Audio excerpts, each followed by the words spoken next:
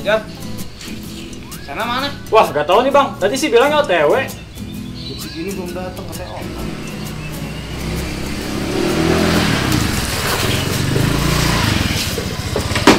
Belum datang jam segini.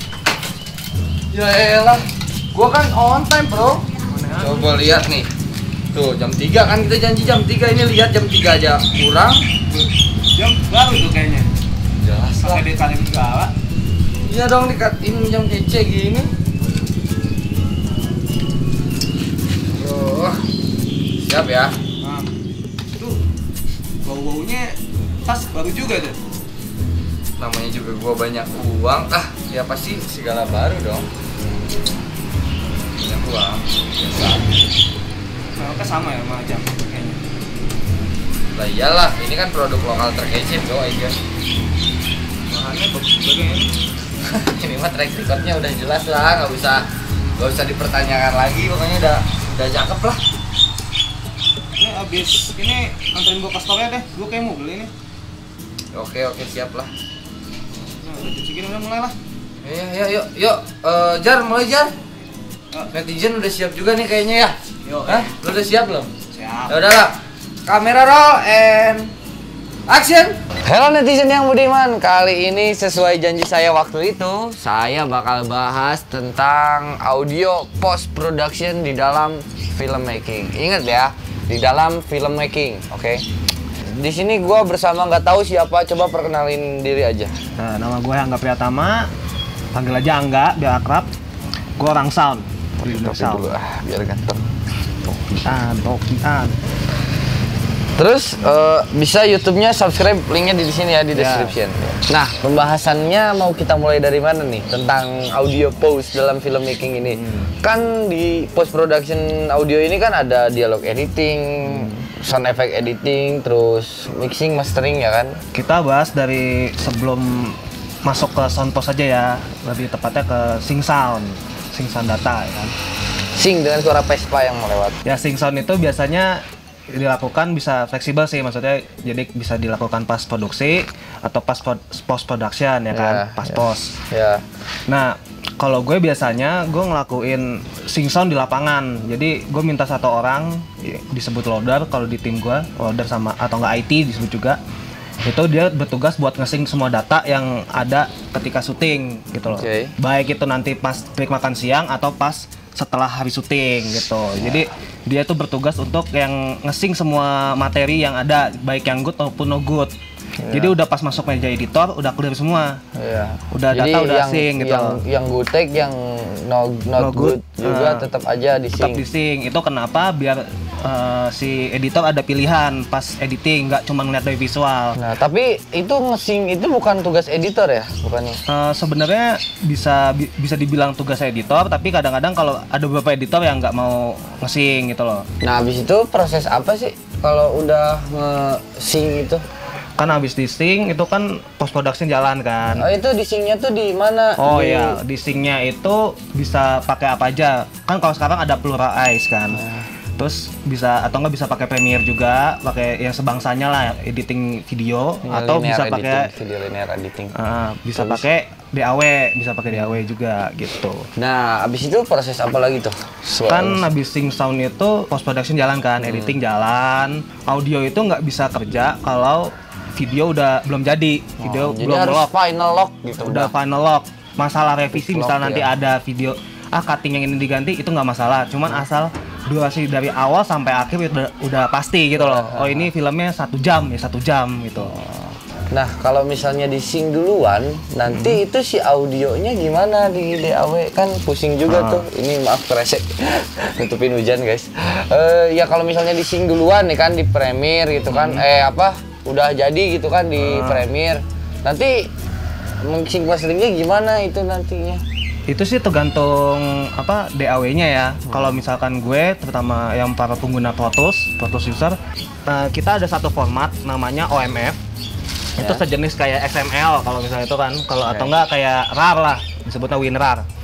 Nah itu tuh dia kayak format itu ngebungkus data kalian gitu loh. Jadi nanti data yang dari Premiere atau yang dari Final Cut nanti langsung udah disusun nih, misalkan ABC, nanti pas masuk ke Pro Tools, itu OMF tinggal di drag, nanti datanya susunannya sama kayak di timeline editing. Sama gitu. aja kayak di Premiere, cuman berbedanya tanpa video. Tanpa mungkin video doang, audio doang nih itunya. Oke. Gitu. Kalau misalnya yang live recording itu berarti gimana itu? Yang pakai mixer langsung dimasukin ke DAW, nanti nggak usah di mix lagi atau gimana? Kalau Sama, tapi gini, kalau misalnya yang live itu pasti nggak akan bisa langsung ditambal-tambalin pakai wild track kayak di post yang kayak cara pertama yang kita bicarain gitu kan. Nggak akan bisa ditambahin ambience track, tapi tetap aja di post. Jadi gimana sih kalau misalnya yang live gitu, maksudnya live pakai syuting pakai mixer langsung input DAW gitu kan, ada juga kan syuting yang gitu. Gimana itu? sebenarnya kan kalau wild track atau yang disebut juga ambience track sama soundscape itu tuh sebenarnya kegunaannya bukan cuman buat nambelin bolong-bolong di per bagian klip Ya, gitu yang biar ya. nggak Biar pindah kamera tuh. misalkan kan perpindahan klip antar video kan kadang-kadang beda ya kan noise-nya. Nah, itu tuh sebenarnya wild track itu atau ambience track itu biasanya digunain buat nambel itu satu. Nah, ada lagi kegunaannya, sebenarnya kegunaan utamanya adalah untuk membangun ruang di dalam film lo gitu loh. Jadi ambience itu selain untuk nambel suasana, misalkan ada adegan di halte bus gitu kan, dikasih ambience jalanan, tapi juga untuk membangun suasana ruang di dalam film lo. Nah, gitu. kalau yang live mixer itu gimana sih? Nah, kalau live mixer itu sebenarnya salah satu teknik aja. Dalam syuting kita kalau ngomongin syuting nih. Sebenarnya salah satu teknik aja. Nah, gue juga pernah pakai teknik itu, tapi gue nggak pernah ngedit di lapangan, jarang gitu loh. Kecuali dalam tanda kutip kalau gue sebagai recordist dan sebagai sound designernya. Jadi sound designer kan udah bisa ngambil keputusan langsung dong, ya kan. Nah, kalau nge-record pakai mixer itu sebenarnya resikonya satu, data udah nggak pure lagi biasanya karena udah dikasih. Contohnya gini lah ya, kalau misalnya gue syuting, suara motor. Nah, misalnya gue syuting pakai S-Log 2, terus langsung grading di situ juga gitu. Nah, ibaratnya kan kalau kayak video, lo nggak enak kan kalau video lo tuh nggak mentah gitu loh kan. Tapi ada juga sih di luar teknik-teknik gitu, ada yang untuk preview doang, pakai LUT itu lookup table. Ada yang memang langsung di grading langsung hari itu toh gitu. Bisa nah, masalahnya kalau yang pakai namanya mixer terus langsung DAW itu kan biasanya kadang-kadang dikasih, oh ini terlalu high nih suaranya nih, terlalu cempreng, high-nya dipotong gitu kan. Sebenarnya itu nggak masalah buat kita di post. Cuman yang jadi masalah ketika kalau misalkan kalau diedit banget di lapangan gitu loh. Jadi udah dikasih macem-macem lah, udah dikasih reverb, udah dikasih apa. Nanti di post malah ribet gitu loh. Jadi mending data benar-benar masih mentah ke kita, masuk ke post production, jadi lebih enak kita ngolahnya gitu. Ngomong juga kan soal mixing ya. Kalau di sound post film itu kita disebutnya sama aja kayak mixing namanya, cuman disebutnya sound editing. Sound editing itu meliputi dialog editing, sound effect editing, sama musik composing. Nah, semua tiga materi tadi itu diolah, ditata-tatain. Nah, terakhir diolah lagi di final mixing gitu. Nah, itu gimana tuh final mixing itu gua nggak ngerti. Pokoknya gua selama ini Premiere udah tertata ya, gua mixingnya di Premiere aja gitu. Gimana biar dialognya enak, musiknya enak. Kalau gua sih gitu selama ini gitu. Ya itu, jadi kalau misalnya yang bener propernya itu seperti apa sih gitu. Sebenarnya kan kalau gini kan pertama kita ngelakuin dialog editing kan. Dialog editing itu jadi nyortir semua data kita. Data dialog di film kita tuh kayak gimana. Dilihat nih, bagus nggak nih? Masih bisa diselamatin nggak? Apa perlu dubbing gitu kan? Nah, nanti dipilih-pilih lagi datanya. Kan biasanya kan syuting kita backup kan, ada boom, clip on 2, biasanya kan gitu kan. Nah, biasanya kan yang di sync kan cuma boom doang. Ya kan? Kalau di OMF tuh biasanya yang di sync boom doang. Terus nanti kita tinggal di OMF itu cuma boom doang, biasanya channel 1, 2 untuk clip on gitu. Biasanya kan karena kalau kebanyakan langsung 3 kan capek juga kan. Jadi slower itu hanya boom aja. Boom aja kalau bisa, atau enggak ya clip on. Misalkan kalau boomnya kurang bagus kan, nggak tahu kan. Boomnya kurang bagus, datanya kita ya udah pakai clip on aja, pokoknya data yang bagus gitu kan. Nah, dari boom, misalkan ada data itu nggak rusak, kita lihat backupnya clip on atau boom itu aman nggak. Kalau misalkan masih nggak aman ya udah berarti dubbing gitu kan. Nah, itu dialog editing. Itu adanya di final mix. Itu sebelum itu sound editing. Ibaratnya kan kalau di editing video itu offline editingnya gitu loh. Terus itu dialog editing juga yang barusan itu yang Ada apa lagi sih kalau sesudah dialog editing itu?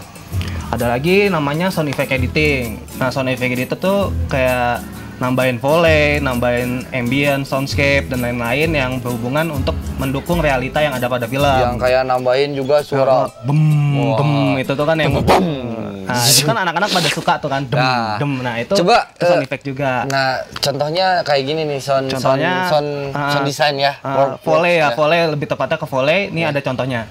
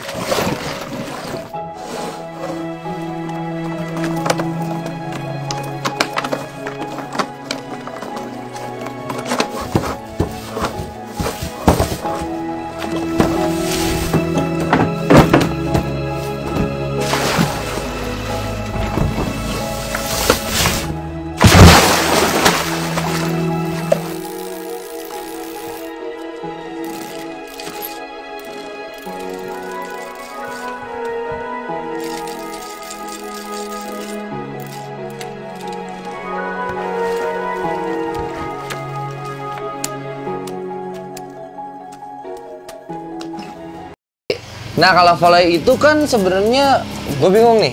Itu tuh harus atau enggak kayak yang barusan itu melakukan volley, atau misalnya kita maksimalin aja di pas syuting gitu di lapangan atau sebenarnya volley itu bisa dibilang penting, bisa bilang enggak, karena emang volley itu sama kayak pacar, bisa dibilang penting, bisa dibilang enggak gitu. Nah, volley itu sebenarnya kan ditujukan untuk, kan fungsi volley sendiri adalah untuk mendukung realita yang ada pada film, jadi kan. Nah, di lapangan kasusnya kadang-kadang kita ngerekam nggak terlalu kedengeran, misalkan kayak jalan footstep gitu kan, footstep langkah kaki itu di rumput. Nah, itu kan kadang-kadang nggak kedengeran. Nah, itu kita tambahin di pas volley itu gitu. Iya. Terus jadi gimana, harus berarti pos. Oh ya, kalau misalkan masalah harus dan enggaknya sebenarnya tergantung kondisi. Ketika suara itu nggak punya karakter yang kuat, suara misalkan yang partikel-partikel kecil kayak naruh gelas atau apalah ini tuh karakternya nggak terlalu kuat, itu harus ditambahin. Soalnya kan kita mengejar realistis dalam film kan, sesuai dengan apa yang kita dengar di keseharian. Lihat dan dengar di keseharian kita gitu kan. Tapi kan volley itu nggak cuma harus pakai barang asli ya kan, bisa juga nih pakai ini kresek. Bisa masuk video jadi ini kunci jadi apa aja yang penting bisa gitu diakalin gitu ya. Volley itu adalah satu tahap di mana emang yang salah satu tahap sound yang paling seru gitu loh. Jadi kita bisa ngebuat apapun dengan benda apapun gitu, nggak mesti benda aslinya. Misal kita jalan pakai high heels, bisa kita yang lainin pakai suara apa gitu kan, atau enggak kita trok bisa diketok-ketokin apa gitu kan, misalkan, atau enggak suara tusukan kan nggak mungkin tuh pakai tomat ya, pakai tomat kan nggak mungkin kita ngenusuk aktornya gitu kan pas di lapangan. Nah, terus ada mastering atau mastering atau apa sih yang lo bilang, final mix atau gimana? Sebenarnya ya disebutnya kalau di mastering itu, kalau di film kita sebutnya final mixing. Nah, final mixing itu adalah tahap setelah tadi tuh pas di dialog editing sama sound effect editing tuh jangan diapa-apain dulu kan. Jadi kita di sound editing tuh sama di sound editing itu tuh cuman bertugas untuk nata-natain aja, ya kan. Nah, kalau di final mixing, nah itu udah ditambahin tuh, udah diedit, noise-nya dihilangin, terus dikasih reverb, atau misalkan ada efek suara telepon, dibikin kayak suara telepon. Berarti gitu. Itu editor mah udah nggak usah, jangan sentuh-sentuh dulu audio gitu ya. Nah, itu audio kan, udah urusannya sound engineer gitu. Urusannya sound designer aja udah. Siap. Nah, sebenarnya kan, tapi kan kadang-kadang kan editor suka usil tuh, gatel ya kan, mau ngedit. Kadang-kadang ada editor belum aja apa-apa udah di grading. Ya kan, kadang udah gatel gitu ngedit dulu nih suaranya nih, gue butuh feel nih biar dapet telepon. Nah, makanya kan pas masuk OMF itu butuh di-sync lagi. Nah, itu gunanya sync sound lagi di pas post production audio itu buat itu. Jadi buat ngakal-ngakalin kalau misalkan ada kendala, misalkan udah di datanya beda atau udah di otak-atik gitu loh. Coba kita kasih contoh. Oh ya, ini contohnya kayak gini ya. Balancing ya, Balancing sama hilangin noise. Ya. Tadi kan gue udah ngejelasin soal OMF kan. Nah ini kita drag, masukin sini aja langsung. Nah ini disesuaikan sama track yang mau kita pasang di mana. Ini kan karena cuma ada 2, audio 1, audio 2 aja. Langsung enter. Nah sesuai dengan susunan yang ada di Premiere. Nah ini kan masih kecil nih, ya kan. Nah, gue mau ngasih tahu cara ngilangin noise dan balancingnya sih. Saya cuma mau kamu pergi keluar kota. Ya, ini masih kecil kan. Nah itu kalian bisa gedein lewat sini, lewat fadernya. Kalian gedein aja. Dengar, saya cuma mau kamu pergi keluar kota. Semua biaya yang keluar akan saya tanggung. Saya punya banyak uang di sini. Kamu bisa ambil semuanya. Nah itu kan gede, terus habis itu nggak enak kan didengar. Nah itu kalian bisa pakai salah satu plugin. Itu kalian bisa pakai RX Denoiser, plugin untuk membersihkan noise. Namanya Isotope Denoiser, Dialog Denoiser, maaf. Nah ini kalian tinggal pilih yang manual, habis itu kalian pencet learn, kalian play deh. Dengar, saya cuma mau kamu pergi keluar kota. Semua biaya yang keluar akan saya tanggung. Saya punya banyak uang di sini. Kamu bisa ambil semuanya. Nah secara otomatis sistem akan baca dan langsung nge-reduce noise kalian.